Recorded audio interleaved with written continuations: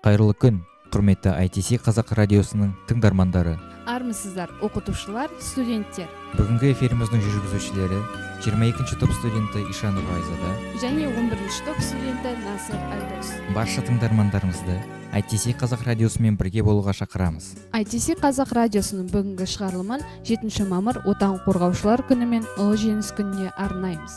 Тәуелсіздік алған жылдан бастап, ел күнтізбесінде жаңа мемлекеттік мерекелер пайда болды.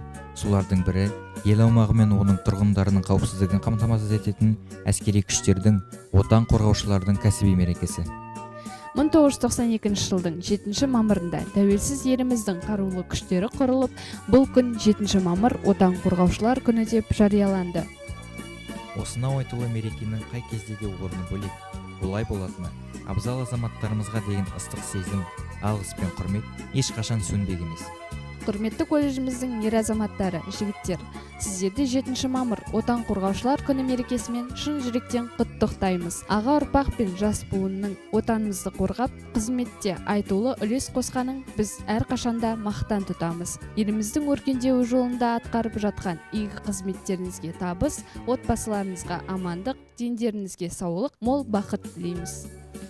7 мамыр Отан қорғаушылар күні ерекше күн. Бұл күні еліміздің тыныштығы мен тәуелсіздігі, қауіпсіздігі үшін күрескен барлық адамдарға құрмет көрсетіледі. Сәуір айында су тасқынына байланысты еліміздің көптеген аумағында төтенше жағдай жарияланды. Соның ішінде өзіміздің өңірімізде Жайық, Шаған, Деркөл өзендерінің маңындағы саяжайлар мен үйлерді су басты. Осы мереке қарсаңында колледжіміздің ер азаматтары мен студент жігіттерімізді өңірімізде орын алған су тасқынына қарсы жұмыстарға қолдау көрсетіп, елі үшін көрсеткен еңбектері үшін алғыс айтамыз. Орал ақпараттық технологиялар колледжінің ұжымы, білім алушылары төтенше жағдай жарияланған кезде ерікті түрде көп жұмыстар атқарды. Колледжіміздің ер азаматтары күшейтілген режимде күндіз-түні кезекшілікпен жұмыс жасаса, білім алушылары күндізгі уақытта құм қаптау, бөгеттерді нығайту, су тасқынынан зардап шеккен жандарға еліміздің түкпір-түкпірінен келген гуманитарлық көмектерді белгіленген орындарға түсіруге атсалысты. Ал әйел адамдар гуманитарлық көмектерді іріктеу, оларды бөлу секілді жұмыстарды атқарды. 2022 жылдың 16 маусымында президентіміз Қасым-Жомарт Кемелұлы Тоқаев Ұлытау төңіріндегі ұлттық құрылтайда еңбекқорлық біздің негізгі құндылығымыз болуы қажет. Оны ұлт сипатын айқындайтын асыл қасиетке айналдыруға тиіспіз. Табанды еңбек еліміздің бәсекеге қабілетін арттыратын басты формуланың бірі, тіпті бірегейі деген болатын. Білім алушыларды сапалы біліммен сусындатып, еңбек тәрбиесіне баулу мақсатында колледжімізде шаралар жүзеге асуда.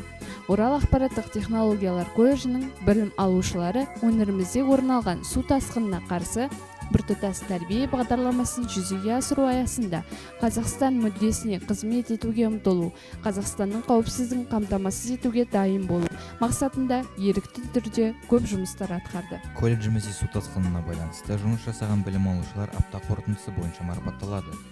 Сәуір айының алғашқы аптасында колледжімізде су тасқынына жалпы саны 57 білім алушы жұмыс жасады. Оның 37-сі 3-ші курс, 12-сі 2-ші курс, 8-і 1-ші курс студенттері.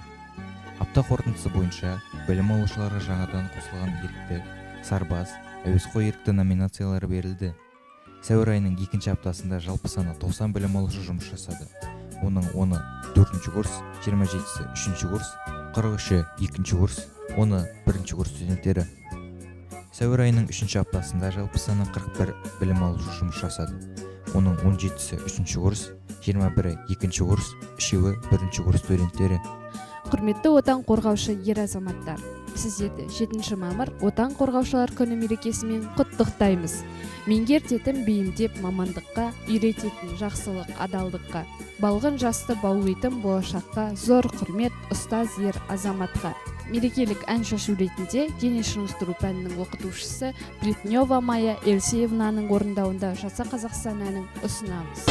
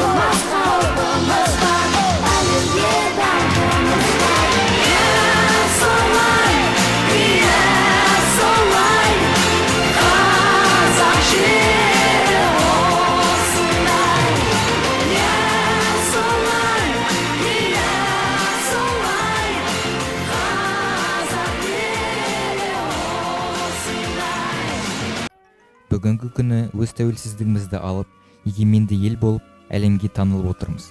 Бұл біз үшін үлкен қуаныш, үлкен бақыт. Әрине, бұл үлкен бақыттың артында еліміздің қаншама тарихы жатыр.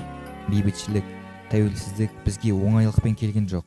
Ұлы отан соғыс жылдарында ер азаматтарымыз жауменен арпалысса, аналарымыз жеңісті жақындату жолында тылда еңбек етті. Мамыр айы жайма шуақ, керемет мезгіл. Мамыр айында бірнеше мереке аталып өтіледі. Сол мерекенің бірі ұлы жеңіс күні. Батыр ұл есімдері ақталады, жыр болып жүрексерде сақталады. Ғасырдан ғасырларға аңыз етіп, ұрпағы мәңгі бақи мақтанады. Өткенді еске алып, ерлікке тағзым ету бүгінгі ұрпақтың парызы. Атамның ерлігі ұрпаққа өнеге тақырыбында Ұлы Отан соғысына қатысқан аталарымыздың ерлігін дәріптеу мақсатында шақырылған эфиріміздің қонақтарын таныстырып өтейік. ITC Қазақ радиосының бүгінгі қонақтары колледжіміздің оқытушылары, орыс тілі мен әдебиеті пәндерінің оқытушысы Егорова Ольга Викторовна, қазақ тілі мен әдебиеті пәндерінің оқытушысы Балгужиева Нұргүл Ермековна, және колледжіміздің бірінші курс студенттері Баужанов Тоспол, Николенко Альберт, Рескин Кирилл, Стрелкова Анастасия, Михеев Роман. Құрметті ITC Қазақ радиосының қонақтары, эфирімізге қош келдіңіздер. Атамның ерлігі ұрпаққа өнеге тақырыбында ой бөлісіп, Ұлы Отан соғысына қатысқан аталарыңыздың ерлік істері мен марапаттары туралы өз ойларыңызды ортаға салуға шақырамыз. Жарғап Оңғар 1912 жылы Маңғыстау облыс Бейнеу ауданы Боранқұл ауылында дүниеге келген. Ол 1943 жылдың көктем айының ортасында Германияға соғысқа аттанады. Ұлы Отан соғысы аяқталғанда атамыз елге жеңіспен оралады. Соғыстан кейінгі жылдары елге оралып егіншілікпен айналысады. Атамыз 4 ұл, 4 қыз тәрбиелеген, немере шөбере сүйген ардақты ата. Мен майдангер атаның ұрпағы болғанымды мақтан етемін. Қайырлы күн. Мен Рескин Кирилл, 16-шы топ студентімін. Мен бүгін өзімнің қаһарман аталарым Рескин Петр Васильевич, Савосин Иван Николаевич, Диордица Михаил Романович туралы айтқым келеді. Менің үлкен атам Диордица Михаил Романович 1912 жылы дүниеге келген. 1943 жылы майданға шақырылып, миномет ротасының старшинасы қызметін атқарған. Жауынгерлік еңбегі үшін, ерлігі үшін медальдарымен марапатталған. Мен батыр аталарымды мақтан етемін. Қайырлы күн. Мен Михеев Роман, 16-шы топтының студентімін. Менің үлкен атам Доброскок Пантелеев Андреевич 1909 жылы Федоровка ауылында дүниеге келген. 1941 жылы 15-ші қыркүйекте майданға шығарылады. Ұлы Отан соғысына бастан аяқ қатысады. 1945 жылы елге жеңіспен оралады. Ерен ерлігі үшін, Германияның жеңгені үшін медальдармен марапатталған. Мен майдангер атаның ұрпағы болғанды мақтан етемін. Қайырлы күн. Мен 16-шы топ студенті Николенко Альберт сіздерге атам мен әжемнің ерлік істері туралы айтамын. Менің атам Костин Сергей Александрович. Атам Ұлы Отан соғысына қатысқан. 1942 жылы 19 жасында майданға аттанып, танкист болады. 1943 жылы танкі соққыға жығылып, сол аяғынан айырылады. Бір жыл абақандағы ауруханада жатып емделеді. Соғыстан кейінгі жылдары мектепте алғашқы әскери дайындық мұғалімі болып жұмыс істеген. Ал менің әжем Костина Людмила Николаевна 1929-2023 жылдары өмір сүрген. 13 жасында ол тылда жұмыс жасайды. Соғыстан кейін 35 жыл интернат директоры болып жұмыс істеп, бала тәрбиесімен айналысты. Атам мен әжем 58 жыл бірге өмір сүрген. Атам мен әжемнің ерлік істерін мен мақтан етемін. Мен Стрелкова Анастасия, 16-шы топ студентімін. Менің әжем Субботина Евдокия Алексеевна 1926 жылы Круглозерный ауылында дүниеге келген. Соғыс басталған кезде ол колхозда жұмыс істеді. 25 жыл қаламыздағы зенит зауытында жұмыс істеген. Оған тыл ардагері атағы және еңбек ардагері атағы берілді. Ұлы отан соғысы кезіндегі ерен еңбегі үшін медальдарымен марапатталған. Егоров Александр Александрович 1923 жылы дүниеге келген. 1942 жылы 18 мамырда аскерге шақырылады. Катардағы жауынгер болып, жеңіс күніне дейін соғысқан. Харьков, Николаев, Никополь, Одесса қалаларын азат ету кезіндегі шайқастағы ерлігі үшін Сталиннің қолынан алғыс хат алған. Ұлы отан соғысынан кейін туған ауылы Жалпақтал жерінде еңбек етті. Менің атам Балғожиев Хамидолла 1925 жылы Сырым ауданы Бұлдырты ауылында дүниеге келген. 1-4 сыныпқа дейін ауыл мектебінен білім алып, ерте жасынан жұмысқа араласады. 1943 жылдың қаңтар айында майданға аттанады. Тоцк лагерінде болып, Орынбор облысының әскери жаттығуларынан өтіп, әскерге алынады. Севастополь, Мелитополь жерлерінде болған соғыс майданына қатысады. 4-ші Украин майданында кескілескен ұрыс, жауған оқ астында болған шайқасқа қатысады. Севастополь қаласында болған ұрыста ауыр жарақат алып, Москва қаласындағы госпитальге түседі. 1945 жылы көктемде жеңіспен елге оралады. Соғыстан кейінгі жылдары Бұлдырты ауылында Бөпежан әжемізбен отбасын құрып, 4 ұл, 4 қыз тәрбиелеп өсірген аяулы әке, ардақты ата. Соғыстағы ерлігі үшін, Мелитополь қаласын алуда көрсеткен ерлігі үшін, Отан соғысы орденімен, жеңіс үшін медальдармен марапатталған. Хамидолла атамыздың 1923 жылы туған ағасы Балғожиев Сағидолла Ұлы Отан соғысына қатысқан. 1942 жылы амандығын білдіріп хат жолдаған. Бірақ көп ұзамай майданнан қаралы хабар келген. Бізге тыныш жылдар, бақытты өмір сыйлаған ата-бабаларымыздың ерлігін бүгінгі ұрпақ ұмытпауымыз керек. Барша қазақстандықтарды ұлы жеңіс мейрамымен құттықтаймын. Еліміздің болашағы жарқын, тәуелсіздігіміз мәңгілік болсын. Біз батыр елдің ұрпағы екенімізді ешқашан естен шығармауымыз керек. Ата-бабаларымыздың қанымен жеткен жеңісті бағалай білейік. Біз бақытты ұрпақпыз. Осы бақытымызды, шаттық күндерімізді бағалай, құрметтей білейік. Туады ерлер ел үшін, өлмейді ісі мәңгілік. Өшпейді абзал есімдер, ұрпаққа жетіп мәңгілік. Деп ақын ағамыз Жұба Молдағалиев жырлағандай, батырларымыздың есімдері, ерліктері жас ұрпақ санасында мәңгілік сақталады. Тәуелсіз Қазақстан мәңгі жасасын, еліміз гүлденіп, көркейе берсін деп, бүгінгі эфирімізді аяқтаймыз. Колледжіміздің музыкалық жетекшісі Райымбек Асылбекұлының орындауында ән Ден Победы.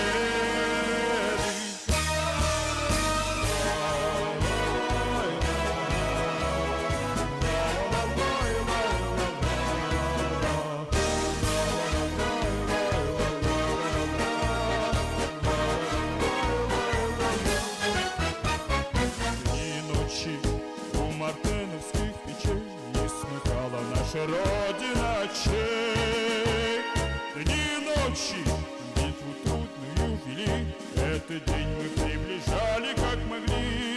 Это день победы. Порохом пропах. Это праздник с сединою на висках. Это радость со слезами на глазах.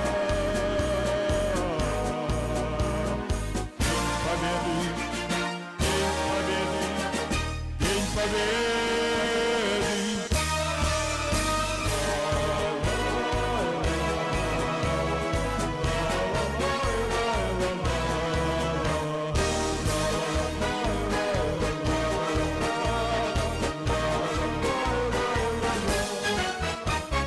Здравствуй, мама, возвратились мы не все. Босиком пробежаться по росе. Пол Европы прошагали, пол земли. Этот день мы приближали как могли. Это день победы. Порохом пропах. Это праздник с сединою на висках. Это радость со слезами на глазах. День победы, день победы, день победы. Это день победы. Порохом пропах. Это праздник с сединою на висках.